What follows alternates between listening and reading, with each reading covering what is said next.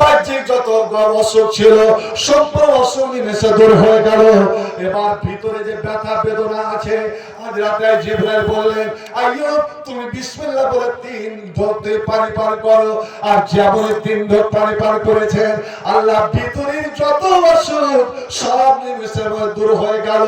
যেমন আইয়ুব তেমন হয়ে গেল। আল্লাহ নিজে বলছেন, আমি সব কিছু তাকে ফিরিয়ে দিলাম। যদি আল্লাহ আইয়ুবকে ফিরিয়ে দেয়, ওরে আমাকে আপনাকে ফিরিয়ে দিতে পারবে না। এই কোরআনের মধ্যে আল্লাহ সব কিছু রেখেছেন, কিন্তু আমরা কোরআন জানি না। আর কোরআন যারা জানবে আমরা তার ব্যবস্থা করিনি। গর্দন কাটা মানুষেরা, আমি ধন্যবাদ জানাই আপনাদেরকে। এই কোরআন প্রচার প্রসার করার জন্য আপনারা যে অঙ্গীকার করেছেন, আপনার প্রতিজ্ঞাবদ্ধ হয়েছেন, আপনার প্রোগ্রামে গেছেন, আল্লাহ রাব্বুল আলামিন আপনাদের মাকসাদ উদ্দেশ্যকে যেন বাস্তবায়িত করে। আমি বলছিলাম হযরত ইব্রাহিম আগুনে পড়তে পড়তে এই মহা বিপদের সময় ইব্রাহিমের মুখ দিয়ে এমন একটা দোয়া বের হয়ে গেল, এমন একটা স্লোগান বের হয়ে গেল, এমন একটা নারা বের হলো যে ওখানে যে শয়তান নিজে নাচানাচি করছিল, মানুষ বুঝতে পারলো না যে শয়তান দোয়াটা শুনে নিয়েছে, ইব্রাহিম মুখের দোয়াটা। শয়তান চমকে উঠেছে, শয়তান তো মারল দৌড়, ওখানে পালাতে যাচ্ছে, নমরুদ খপ করে ধরে নিয়েছে। তুমি পালাও কেন? বলছে, নমরুদ রে, তুমি যত চেষ্টা করো না কেন ইব্রাহিমকে জ্বালাতে পারবে না, ইব্রাহিম চলবে না। কারণ ইব্রাহিম এমন একটা দোয়া পাঠ করেছে, এই দোয়ার প্রতিফল যে ইব্রাহিম আগুনে গিয়েও হেঁটে বেড়াবে, চলাফেরা করবে, কিন্তু ইব্রাহিমের একটা পশম পর্যন্ত জ্বলবে না। ভাই আমার, সেই দোয়াটা মহা বিপদের সময়, যখন চারদিক থেকে বিপদ, আজ ভারতবর্ষের মাটি আপনার আমার জন্য এতটাই সংকীর্ণ, এতটাই বিপজ্জনক, এতটাই খতরনাক হয়ে গিয়েছে। আপনি দাড়ি টুপি লাগিয়ে কোথাও যাবেন, কলকাতা যাবেন, পাটনা যাবেন, দিল্লি যাবেন, বোম্বাই যাবেন, এই রমজান মাসে আমার আলেম ওলামারা যায় আদায় করতে, আপনি যে জীবিত ফিরে আসবেন এর কোনো গ্যারান্টি নাই, কোনো গ্যারান্টি নাই। যেখানে সেখানে ধরে নিয়ে জয় শ্রীরাম বল, জয় শ্রীরাম বলো। আপনি বলেন তো মুসলমান হিসাবে জয় শ্রীরাম সহজে বলবেন কি? বলবেন জি ভাই? বলবেন না তো।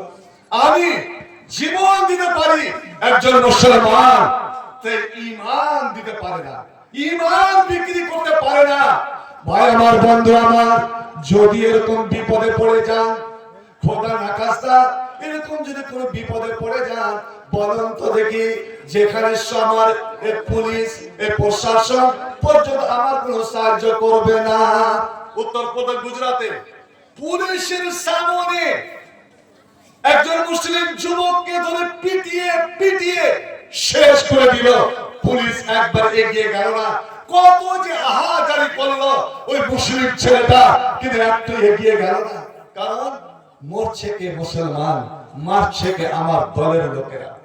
বলুন, এই বিপদের সময় আপনি কি এমন বলে আল্লাহকে ডাকবেন?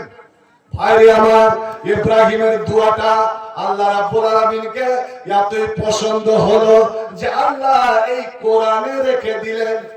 কারণ আল্লাহ তো জানেন আমার শেষ নবীর শেষ উম্মতের এদের পায়ে পায়ে দুশমন, এদের পায়ে পায়ে বিপদ আপদ। আমার উম্মত বান্দারা নবীর উম্মতের যদি কোন বিপদে পড়ে যায়, আর বিপদে পড়ে ইব্রাহিমের মতন ঈমান, ইব্রাহিমের মতন বিশ্বাস, ইব্রাহিমের মতন ইয়াকিন, ইব্রাহিমের মতন যদি আল্লাহর মহব্বত নিয়ে, বন্ধুরে আমার, ওই সময় সত্যিকারী আল্লাহকে অন্তরের জায়গা দিয়ে যদি ডাকেন, আমি হাবিবুর রহমান সারাফি বলে গেলাম, আপনি ফলাফল চোখের সামনে ফল পেয়ে যাবেন। যে যেখানে আপনি ভেবে নিলেন এখানে সাহায্য করার, মদত করার কেউ নাই, কিন্তু কোথা থেকে আল্লাহ গায়েব থেকে এমন কোন মদত পাঠিয়ে দিবে যে ওই দুশমনেরা, 8-10টা দুশমন আপনাদের ঘিরে রেখেছিল, ওই দুশমনেরা আপনার কোনো ক্ষতি করতে পারবে না। আল্লাহ রাব্বুল আলামিন আপনাকে ব্যবস্থা করে আগেই বাঁচিয়ে দিয়েছেন। একবার জোরে বলুন সুবহানাল্লাহ। আচ্ছা, তার আগে বলুন তো, বাড়ি থেকে যখন বের হন, কোথাও যেখানে যান, থেকে যখন বের হন তখন কি বলে বের হন কোন তো? হ্যাঁ, শুনিয়ে বলেন। শরম করে, এটা শিক্ষা যায়। শিক্ষার ব্যাপারে শরম করতে হয় না। আল হায়া বলছে ওয়াবাউল ইলমে, জ্ঞানের অসুখ হলো কি শরম করা। শরম করতে গেলে কোনো কিছু শিখতে পারবেন না। আল্লাহ হক কথা বলতে শরম করেন না, ওতে আমাদেরকেও শরম করতে হবে না। ভাই বলছিলাম যে আপনি যখন বাড়ি থেকে বের হবেন, আপনাদের গর্দন কাটা ছেলেরা বাইরে খাটতে যায় কি? বাইরে খাটতে যায়। কোনদিন আপনি বাপ হয়ে মা হয়ে ছেলেকে বলেছেন বেটা রে বিদেশে যাচ্ছি, বিদেশ বড় খাতারনাক রে বেটা, যা খবর শুনছি। তো তোরা যখন কাজে বের হবি নিজের কোয়ার্টার থেকে, তাহলে এই দোয়াটা বলে বের হবি। স্ত্রী কোনদিন নিজের স্বামীকে বলছে যাচ্ছেন, তো এই দোয়াটা পড়ে বের হবে। বাবা আপনি আপনার ছেলেকে বললেন এই হকটা আদায় করেছে, বলছে আমি তো জানি না। আর জানবেন কোথা থেকে? যদি আজ এই মাদ্রাসা এখানে একটা আপনি দ্বীনের প্রতিষ্ঠান খুলতেন, নবী বলছেন মান কালা হিনা খারাজা মিন বাইতিহি, যে ব্যক্তি বাড়ি থেকে বের হওয়ার সময় এই দোয়াটা পড়লো, এবার আমার সঙ্গে পড়বেন বিসমিল্লাহ, পড়ুন বিসমিল্লাহ তাওয়াক্কালতু আলাল্লাহ লা হাওলা ওয়ালা কুওয়াতা ইল্লা বিল্লাহ। আর যেমনই পড়ে দিলেন সঙ্গে সঙ্গে আল্লাহ ফেরেশতারা তখন বলে ওরে ফুদিতা ওয়া কুফিতা ওয়া উকিতা, ইয়া আল্লাহর বান্দা তুমি সঠিক রাস্তা পেয়ে গেলে তোমার উদ্দেশ্য পুরো করে দেওয়া হবে। এবং শুনে নাও ইয়া আল্লাহর বান্দা তুমি শুনে নাও ওয়া উকিতা, আল্লাহর পক্ষ থেকে তোমাকে পূর্ণ নিরাপত্তা দেওয়া হবে, আল্লাহর পক্ষ থেকে তোমার হেফাজত করা হবে।